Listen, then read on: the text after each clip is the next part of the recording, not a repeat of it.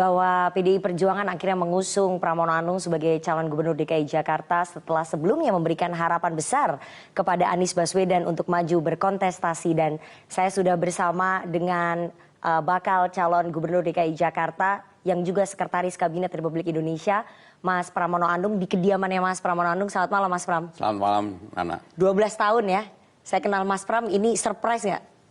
Ya, akhirnya maju. Sebenarnya sangat surprise buat saya pribadi dan keluarga. Saya termasuk orang yang sama sekali tidak pernah membayangkan suatu hari maju sebagai gubernur DKI Jakarta. Karena saya sudah cukup lama ada di pemerintahan, baik di era Ibu Mega maupun di era Pak Jokowi ini. Dan pikiran saya adalah pikiran yang bekerja di dapur, bukan bekerja di luar dapur. Apalagi di ruang publik yang kemudian menjadi harus ada show-nya. Itu yang membuat saya terus terang shock. Pada hari Senin ketika Ibu Mega meminta saya untuk maju, saya 1 hari penuh sampai sore itu tidak bisa tidur. Dan itu tidak pernah, saya termasuk orang yang tidur gampang. Karena buat saya sesuatu yang tiba-tiba, saya tidak menyangka, saya tidak menduga, saya tidak berkeinginan, tiba-tiba diminta. Dan ketika meminta, Ibu Mega mengatakan bahwa saya ini ketua umum, kamu masih mengakui saya sebagai ketua umum atau tidak? Ya gimana Mbak? Mbak tetap ketua umum. Ya ini saya putuskan, Mbak jangan bercanda, saya bilang gitu. Nah ini putusan, kata itu. Mas Pram bilang bahwa Mas Pram selama ini kerja di belakang layar atau di dapur tadi ya. Mas Pram juga tidak pernah cawe-cawe. Tadi pada saat tadi pagi sebelum mendaftarkan Mas Pram mengatakan bahwa saya ini kerjanya di belakang layar. Saya tuh juga udah nggak pernah mau cawe-cawe lagi di politik. Pertanyaan saya, kenapa Mas Pram akhirnya mau mengorbankan diri pada saat Mas Pram sudah berada di puncak karir politiknya sebagai Seskap? Itu kan udah di puncak karir politik loh. Ya karena satu ya, di dalam partai itu kan faktor loyalitas menjadi hal yang utama. Ketika saya sudah mengakui dan juga menganggap bahwa Ibu Mega selain sebagai ketua umum adalah sebagai Mbak Yu, sebagai kakak saya, sebagai partner untuk diskusi, saya yakin saya pergi ke Teguh Umar itu dalam 1 minggu pasti melebihi anak-anaknya. Mungkin saya hanya kalah sama sekjen partai aja. Maka dengan demikian, karena sudah kedekatan seperti itu, kalau Ibu Mega sudah memutuskan dan beliau meminta betul, itu pasti hal yang prinsip.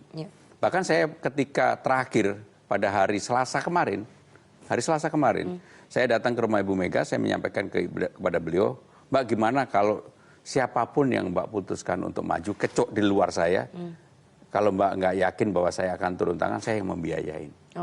Sampai sebelum marah lah Ibu. Ini bukan itu, ini prinsip Pram katanya. Karena saya memang kalau berdua sama beliau kan manggil Mbak dan beliau manggil saya nama. Sehingga dengan demikian ketika itu saya bilang ya udah Mbak kalau gitu saya akan ketemu Rano dulu. Ketemulah saya sama Rano Karno di sini. Akhirnya kita video call sama Ibu. Mbak, kami berdua mau, bismillah, minta doa restunya. Faktor kedekatan menjadi pertimbangannya Bu Mega berarti dalam mengambil keputusan untuk mengusung kadernya di kontestasi Pilgub Jakarta. Ya, selain hanya faktor kedekatan berarti. Selain faktor kedekatan kan beliau pasti melihat faktor acceptable. Bisa diterima oleh masyarakat secara luas. Dan juga bisa diterima oleh para pengambil keputusan secara keseluruhan. Karena dalam konteks Jakarta ini pertarungannya tentunya sebenarnya tidak mudah. Saya sendiri karena sudah tidak pernah tampil di ruang publik lebih dari 7 tahun, ya orang nggak tahu. Orang taunya saya ini adalah teknokrat, pekerja keras di belakang layar, menyiapkan sesuatu untuk pemerintahan, bukan yang kemudian orang di atas panggung. Bahkan kalau presiden mengadakan statement, kalau saya di belakangnya pun kan saya pasti nggak pernah, saya hanya diem. Sehingga dengan demikian putusan Ibu itu sungguh sangat mengagetkan. Berarti soal diterima oleh masyarakat nama seperti Basuki Cahayapurnama yang notabene merupakan kader PDI Perjuangan itu dalam pertimbangan PDI Perjuangan kurang bisa diterima masyarakat gitu Mas Pram mau bilang? Dalam survei pun saya mengatakan Ahok itu jauh di atas saya. Dan juga di dalam survei selalu 3 nama yang di atas.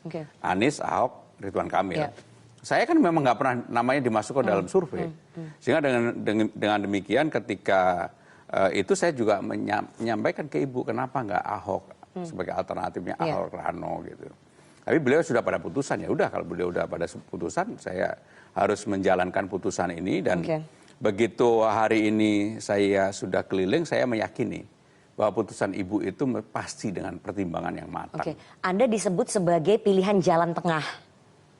Karena ada situasi di internal, ada pendapat yang berbeda di internal PDI Perjuangan. Ada yang menginginkan mengusung Pak Basuki Cahayapurnama atau Pak Ahok, ada juga yang ingin mengusung Mas Anies. Jadi di tengah perbedaan pendapat yang cukup tajam kami dengar di internal elit PDI Perjuangan, Anda disebut sebagai jalan tengah. Jadi penengahnya ya udah Mas Pram aja. Dari dulu saya selalu jalan tengah ya. Ketika KMP, KIH sedang berseteru, saya juga ditugaskan untuk menyelesaikan dengan Hatta Rajasa pada waktu itu. Ketika era pemerintahan Pak SBY saya juga memang nggak tahu lah, memang mungkin saya memang dianggap bisa diterima oleh siapa saja. Bahkan pada hari ini saya hampir berkomunikasi dengan misalnya dengan Mas Anies tadi pagi saya juga komunikasi. Karena memang saya tidak pernah menutup komunikasi dengan siapapun. Termasuk beberapa elit-elit partai, ketua umum partai, mereka juga kaget menanyakan kepada saya, Mas bener mau maju? Mas bener mau maju? Mas mau turun gunung? Saya bilang ini bukan turun gunung, ini mendaki gunung yang tinggi banget yang tidak ada dalam bayangan saya. Tetapi karena ini sudah menjadi keputusan dan ketika keputusan itu sudah diiyakan, ya udah orientasi saya bahwa Mahkamah Konstitusi inilah menjadi ruang bagi PDI Perjuangan untuk bisa mencalonkan sendiri. Dan itulah yang kemudian saya juga menyadari, udahlah ini harus dimanfaatkan sebaik mungkin. Ketika saya sudah saya fight untuk itu. Bisa diterima oleh elit politik. Tadi Anda mengatakan seperti itu. Artinya bisa diterima oleh Pak Jokowi, bisa diterima oleh Pak Prabowo. Anda mau mengatakan begitu? Ya, saya tidak menyebut siapapun, tetapi relatif saya bisa diterima. Dan yang paling penting mudah-mudahan saya sekarang bisa diterima oleh rakyat yang ada di Jakarta. Karena saya akan melakukan door to door. Dan saya akan betul-betul menyampaikan pikiran gagasan saya, dan saya sampaikan juga pada Bang Dul, udahlah kita jangan bermain politik identitas, kita jangan lagi hanyut dalam pertempuran yang tidak berkesudahan, yang sangat keras. Lebih baik adu gagasan yang dengan riang gembira, menyampaikan secara terbuka, dan tidak kalah pentingnya adalah ya menarik simpati rakyat Jakarta. Berarti memang ada kekhawatiran kalau PDI Perjuangan mengusung Basuki Cahayapurnama terulang kembali politik identitas di 2017. Itu menjadi salah satu pertimbangan. Ada yang mengatakan itu ya, tapi itu menjadi pertimbangannya Bu Mega. Ada yang mengatakan itu, tapi saya tidak merasa itu karena saya termasuk yang mendorong Ahok sebagai alternatif. Maka kenapa kemudian ketika tadi dalam pendaftaran saya adalah orang yang menelpon Ahok. Saya bilang Pak Ahok akan saya juga minta kalau Pak Ahok nganterin ya. Dan Pak Ahok dengan senang hati dan malah beliau bersemangat banget tadi. Pak Basuki Cahayapurnama ataupun Pak Ahok memang bersemangat akhirnya menerima keputusan bahwa Bu Mega mengusung Anda ya sebagai calon gubernur DKI. Tapi kami dengar bahwa sebelumnya Pak Basuki Cahayapurnama sempat memberikan ancaman halus kepada Ibu Mega kalau PDI Perjuangan mengusung Anies Baswedan maka beliau akan keluar dari partai jadi temannya. Kayaknya ancaman halusnya dari Nana bukan dari Ahok ya. Tapi faktor itu menjadi salah satu pendorong nggak? Makanya dicari jalan tengahnya Mas Pramono Anung. Jalan tengahnya. Jadi everybody's happy. Nggak begini, yang paling penting kan sebenarnya keputusan sudah diambil. Dan latar belakangnya masyarakat sebenarnya udah cukup memahami. Bahwa dalam keputusan itu ada tarik-menarik, ada struggling, itu biasa dalam politik. Tetapi bagi saya pribadi yang sudah mendampingi Ibu Mega 27 tahun, kalau udah menjadi keputusan dan tidak bisa dirubah, ya itu kita jalankan. Karena kita sudah mempercayai beliau dan memberikan hak prerogatif kepada Presiden, kepada Ibu Mega. Memilih Mas Pram sebagai jalan tengah dan juga sebagai pilihan yang aman bagi PDI Perjuangan supaya smooth hubungannya ke pemerintahan baru nantinya ke Pak Prabowo dan Mas Gibran. Karena kalau mengusung Anies Baswedan maka akan selalu ada duri di antara PDI Perjuangan, di antara Ibu Mega dengan Pak Prabowo. Ya itu bisa analisa. Begitu kan dalam negara demokrasi bebas-bebas aja. Termasuk kamu memberikan analisa itu bukan analisa saya aja tuh Mas. Ya tapi itu salah satu keyakinan Nana juga nggak apa-apa. Tetapi saya melihat bahwa apapun semua pemimpin itu kan dalam kondisi dunia yang sedang tidak baik-baik saja. Ada perang, ekonomi juga sedang menurun. Maka perlu politik juga lebih tenang di dalam negeri. Jadi saya melihat salah satu faktor adalah supaya ketenangan ini terjaga. Dan saya mungkin alternatifnya karena dianggap bisa berkomunikasi dengan semua orang. Oke, berarti memang betul ya karena tadi Anda mengatakan ketenangan. Jadi ketenangan adalah kunci pengambilan keputusan dari Ibu Megawati Soekarno Putri. Karena kalau misalnya Bu Mega mengusung Anies, maka tidak akan tercipta ketenangan itu kan? Ya selain ketenangan ya harus kemenangan. Di hubungan politik. Bukan hanya sekedar ketenangan. Ibu Mega menyampaikan ke saya tadi pagi, Pram, Bismillah, menang. Merdeka, struggling. Gitu.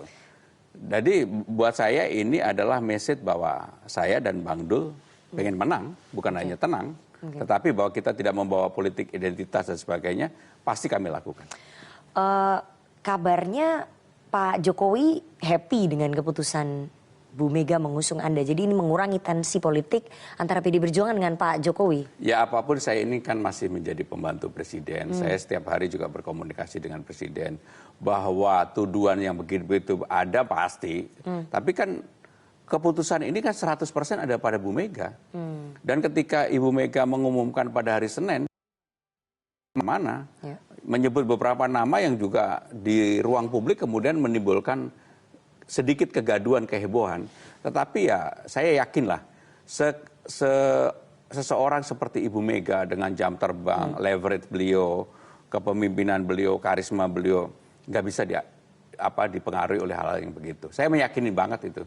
Sehingga kemudian kenapa dalam hal prinsip beliau bertahan, termasuk memutuskan saya. Berarti Presiden happy dengan pilihan itu, dengan pilihan Mas? Ya nyatanya Presiden ketawa gitu. Itu bentuk happy ya?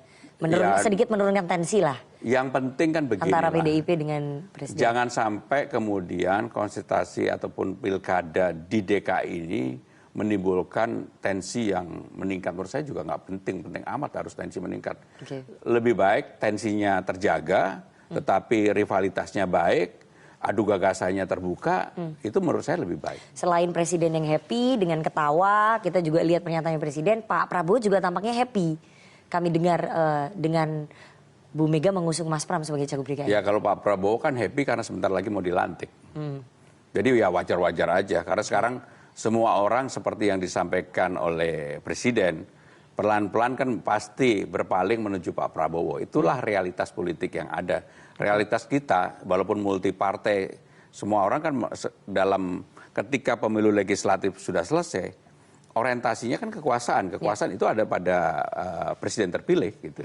Menciptakan ketenangan, tidak ada kegaduhan. Berarti memang PDI Perjuangan sudah menatap hubungan baik dengan pemerintahan baru dengan Pak Prabowo untuk bisa bergabung begitu ya. Posisi PDI Perjuangan sampai hari ini kan belum memutuskan. Dan Ibu Mega secara dalam rangka memutuskan itu kan ada jalan smooth yang harus terbangun nih Mas. Ya mungkin Nana lebih tahu dari saya lah. Saya ini nggak tahu apa-apa.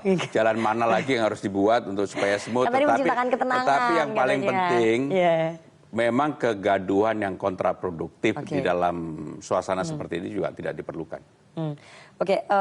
Pemilihan Anda sebagai calon gubernur DKI itu memunculkan spekulasi bahwa Anda adalah president's man. Jadi yang bertarung di Pilkada DKI itu adalah all president's man. Kang Emil, Ridwan Kamil, dan Mas Pramono Anung. Ya memang Bu Mega juga presiden kelima. Yang memutuskan saya adalah Megawati Soekarno Putri dan PDI Perjuangan. Tapi kan statusnya masih pembantu presiden. Ya tapi dalam hal pilkada ini yang menjadi hal putusan saya adalah Ibu Mega. 1000% Ibu Mega. Mas, tadi kan Anda katakan bahwa di setiap survei itu hanya ada nama Pak Anies, kemudian Pak Ahok, dan Pak Ridwan Kamil. Anda tuh benar-benar nggak ada di dalam 10 besar survei lah. Kita nggak usah bicara yang 3 besar ya. 10 besar aja nama Anda tuh nggak ada. Memang nggak ada. Jadi karena saya memang nggak mau tampil. Iya, makanya kenapa malam ini saya mau tampil di forum ini karena itu tadi. Publik supaya tahu bahwa bagaimana gagasan-gagasan saya. Bagaimana cara berpikir saya. Dengan perubahan Undang-Undang Nomor 2 tahun 2004. Jakarta menjadi kota pusat perekonomian nasional dan juga kota global, harus ada orang yang bisa menerjemahkan itu. Apa yang harus dilakukan dengan Jakarta? Maka yang tadi saya sampaikan, saya akan menawarkan gagasan-gagasan terhadap perbaikan untuk Jakarta. Itu gimana Mas? Mungkin bisa bocorin sedikit itu bahwa ketika Jakarta sudah tidak menjadi ibu kota, maka apakah daya tariknya akan berkurang, kemudian hanya menjadi pusat perekonomian? Ya enggak, saya meyakini Jakarta tetap akan menjadi epicentrum utama di Republik ini. Karena bagaimanapun untuk membangun ibu kota Nusantara perlu waktu mungkin 15-20 tahun. Dan itu tidak gampang. Pengalaman beberapa negara yang membangun itu juga tidak semudah diselesaikan. Magnet Jakarta tetap magnet sebagai kota pusat perekonomian, kota global, dan magnet politiknya masih di Jakarta. Ya, Mas Pram menyadari kan bahwa ini pertaruhan politik. Ya pasti. Ketika nama Anda tidak ada di dalam radar survei, kemudian harus mengejar ketertinggalan, ini sebuah pertarungan politik, pertaruhan politiknya Pramono Anung. Kalau Anda gagal, Anda kalah di dalam kontestasi Pilgub, maka karir politik yang sudah Anda bangun bertahun-tahun, itu akan lenyap begitu saja, Mas. Sekarang ini yang ada di masyarakat, ini kan pertarungan antara David dan Goliat. Saya dianggap kecil karena hanya didukung 14%. Underdog. Di survei nggak ada, partainya juga cuma satu partai, lawan 13 partai. Semua orang udah bilang ini lawan nggak usah ngapa-ngapain. Bahkan sahabat-sahabat saya juga bilang begitu.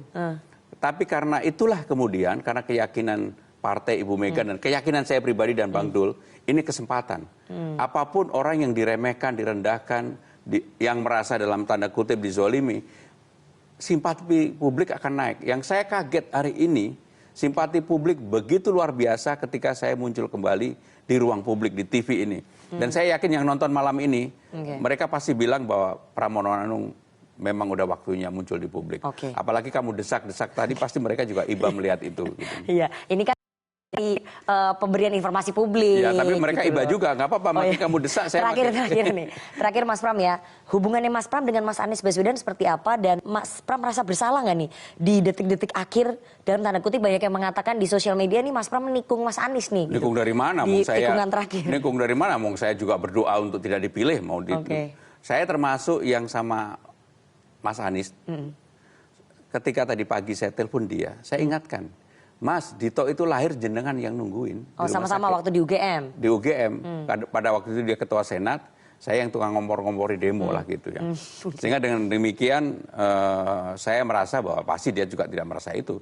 Karena saya benar-benar nggak pernah punya keinginan untuk maju. Tapi kalau sudah diputuskan begini, kita akan fight. Oke, ini murni loyalitas sebagai kader ya, kader PD Perjuangan ya? Bukan hanya murni loyalitas, ini harus dijalankan. Oke, baik. Dan mudah-mudahan kamu tekan lagi, saya akan menjalankan makin keras lagi. Kita tunggu perjuangannya seorang Pramono Anung, pertaruhan politiknya Pramono Anung selama 3 bulan ke depan, karena publik Jakarta menunggu, Mas. Apa yang akan ditawarkan visi misinya untuk bisa mengubah ibu kota. Terima kasih Mas Pramono Anung. Terakhir, mudah-mudahan Nana undang saya lagi. Oke, pasti dong. Pasti kita akan undang, karena ke depan akan banyak isu-isu tentang Jakarta. Terima kasih Mas Pramono Anung, bakal calon Gubernur DKI Jakarta, sudah meluangkan waktu untuk CNN Indonesia, Pilihan Indonesia malam hari ini. Kembali ke Anda, Mayfri di studio.